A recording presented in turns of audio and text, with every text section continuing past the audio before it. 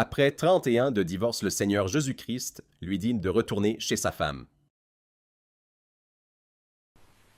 Mon nom c'est Georges Ilkouri. Je voudrais vous raconter mon témoignage. Je suis né d'une famille pauvre au Liban il y a 84 ans. C'est ça.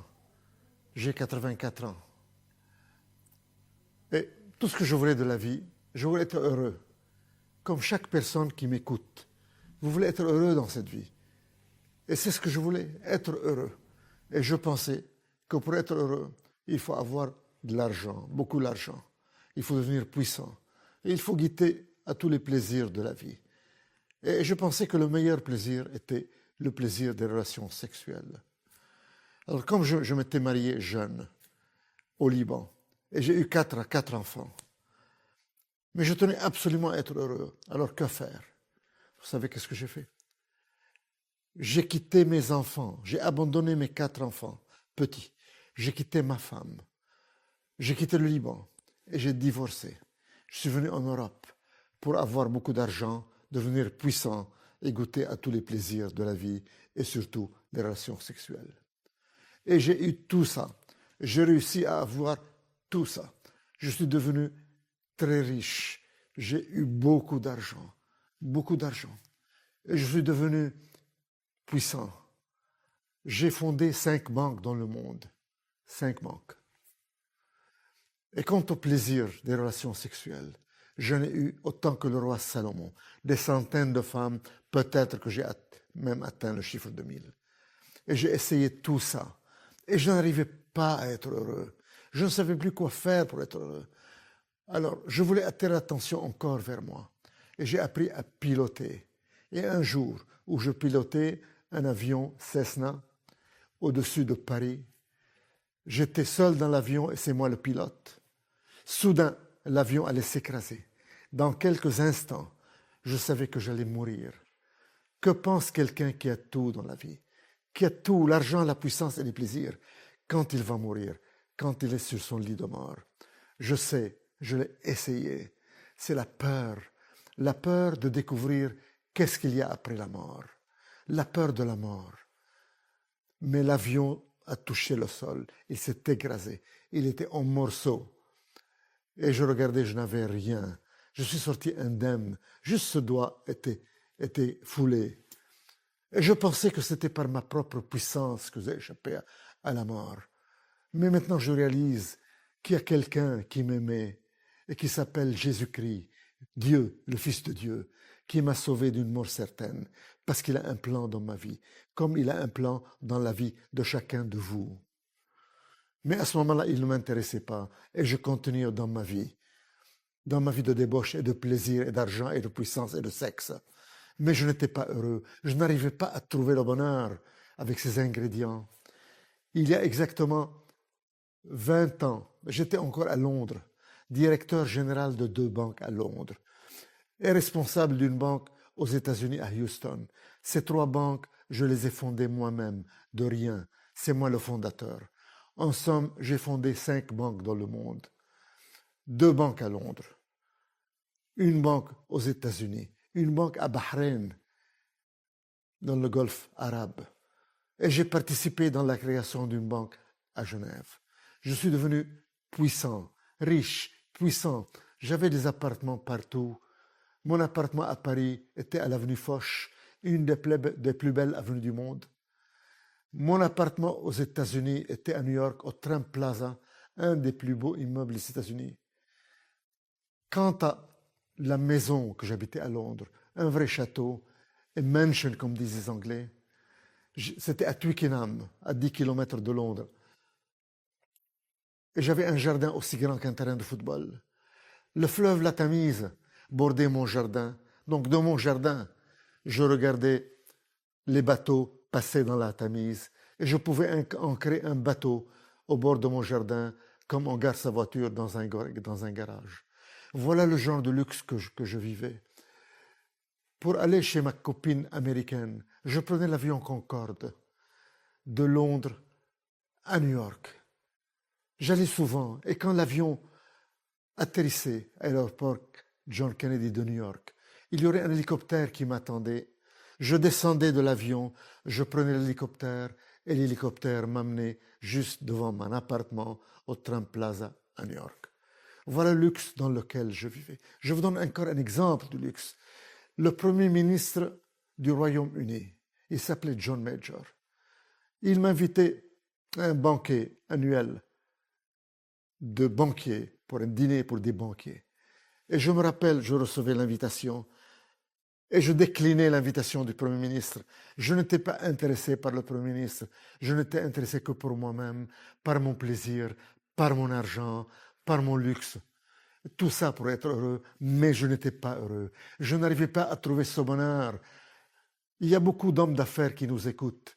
Et je leur dis, ou des femmes d'affaires, vous savez de quoi je parle. Vous avez tout, l'argent, la puissance, les plaisirs, mais vous n'êtes pas heureux. Il y a un vide ici que vous n'arrivez pas à remplir avec la puissance et l'argent et le sexe. Et vous cherchez et vous ne trouvez pas. Moi, j'ai trouvé. J'ai trouvé avec quoi je dois remplir ce vide. En somme, ce n'est pas quoi, ce n'est pas quelque chose, c'est quelqu'un. Et son nom est Jésus-Christ. C'est lui seul, quand il vient dans votre vie, il vient et vous comble ce vide, et vous donne la joie et la paix et la satisfaction. Quant à moi, à ce moment-là, il ne m'intéressait pas, et je cherchais toujours à être heureux par l'argent, par la puissance, par les relations sexuelles. Mais un jour, chers téléspectateurs, j'ai eu un gros problème. J'étais sujet à un chantage terrible. J'étais sujet à un chantage par une femme qui voulait me détruire, qui m'accusait de harcèlement sexuel et qui allait tout dévoiler.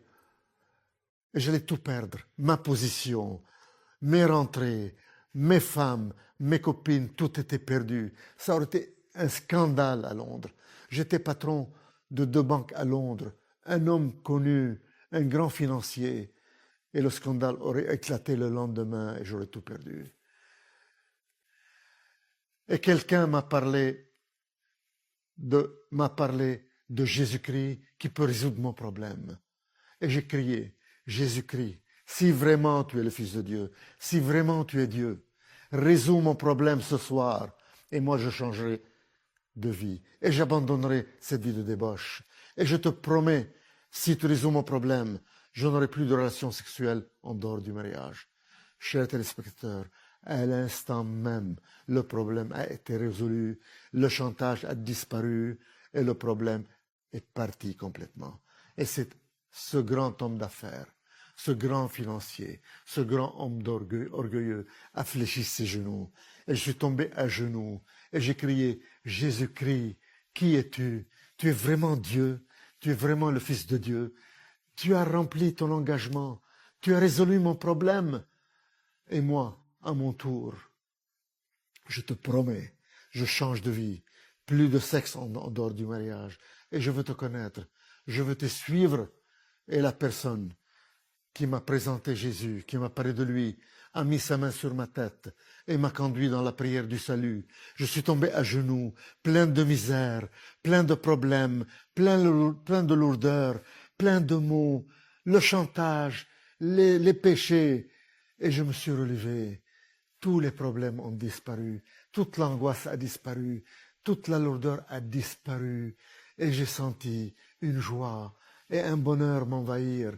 Et pour la première fois de ma vie, chers téléspectateurs, à l'âge de 65 ans, j'ai reçu ce bonheur que je cherchais durant 65 ans, à travers l'argent, la puissance et les relations sexuelles et les plaisirs, et que je n'ai pas obtenu. Je viens de l'obtenir gratuitement à l'instant où j'ai reçu Jésus-Christ de Nazareth. J'étais tout étonné, je n'étais plus le même homme. J'ai senti que mon cœur de pierre a été enlevé et remplacé par un cœur de chair, Tout était différent. J'ai remarqué que le ciel était bleu. J'ai remarqué que le jardin était vert avec le gazon. J'étais différent. Mon cœur de pierre a été enlevé et remplacé par un cœur de chair. Alors je me suis tourné vers cette personne qui m'a parlé de Jésus et je lui dis, mais qu'est-ce qui m'arrive?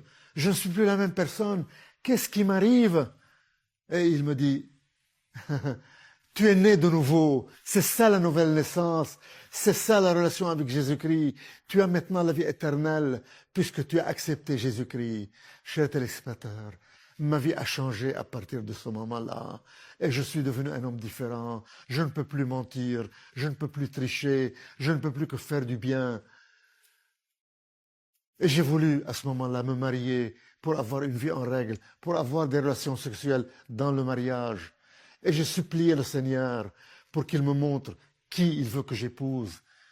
Et je voulais que j'épouse une de mes anciennes amies. Mais dans un moment de désespoir où j'ai crié, Seigneur, il me faut une femme, trouve-moi une femme. Je lui dis, je vais ouvrir maintenant la Bible. Et montre-moi dans ta parole, dans la Bible, qui tu vas me donner comme épouse. Et j'ouvre la Bible. Et je tombe sur Malachie 2,14. Et je commence à lire. Vous dites pourquoi? Parce que le Seigneur a été témoin entre toi et la femme de ta jeunesse que tu as trahi. Et le Seigneur a été témoin de votre mariage. Et il ajoute, ne trahissez pas la femme de votre jeunesse, car moi, le Seigneur, le Dieu d'Israël, je hais les divorces. Et j'entends au fond de mon cœur, retourne à la femme de ta jeunesse, la mère de tes 4 enfants, que tu as abandonnée et divorcée il y a 31 ans. Chers téléspectateurs, après 31 ans de divorce et de séparation avec la mère de mes 4 enfants, j'ai obéi Dieu et je suis retourné à ma femme, à la mère de mes 4 enfants, à la femme de ma jeunesse, et je l'ai épousée après 31 ans de séparation et de divorce. Voilà ce que le Seigneur a fait dans mon cœur et le travail qu'il a effectué dans mon cœur. Et il m'a rendu les années que le diable a volées. Mes 4 enfants m'ont pardonné. Ils sont tous à côté de moi et m'entourent et m'aiment. J'ai 9 enfants, 9 petits-enfants qui m'aiment. Ils me font la surprise de m'apporter le café au lit. Le Seigneur m'a rendu les années que le diable a volées, comme il veut rendre à chacun de vous les années que le diable a volées. Chers téléspectateurs, ce que j'ai reçu de Jésus-Christ, vous pouvez l'avoir vous-même. Il vous suffit de lui demander. Dites-lui, ouvrez votre cœur et dites-lui, si c'est vrai que tu es puissant, si c'est vrai que tu es Dieu, si c'est vrai que tu es le Fils de Dieu, touche-moi, rends-moi les années que le diable a volées, change ma vie, subviens à mes besoins, montre-toi à moi, donne-moi ce bonheur que je cherche toute ma vie, que je ne trouve pas.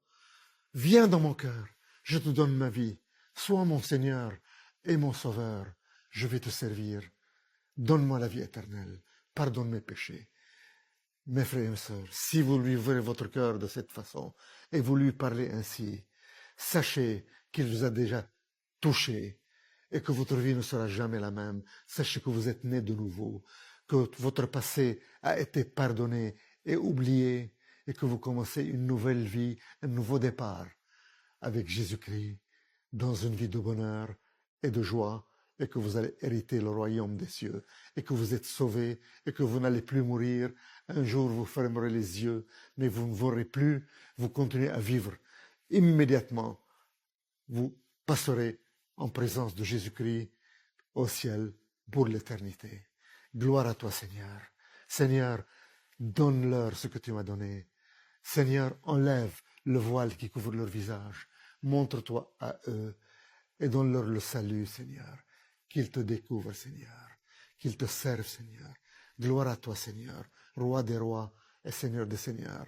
Je te donne la gloire d'avoir changé ma vie et de m'avoir rendu les années que le diable a volées, de m'avoir rendu tout ce que le diable m'a volé et de m'avoir donné cette joie et ce bonheur indescriptible. Tu m'as enlevé la peur de la mort, car je sais que je ne mourrai plus, mais que je vis déjà dans l'éternité avec toi, roi des rois et Seigneur des seigneurs.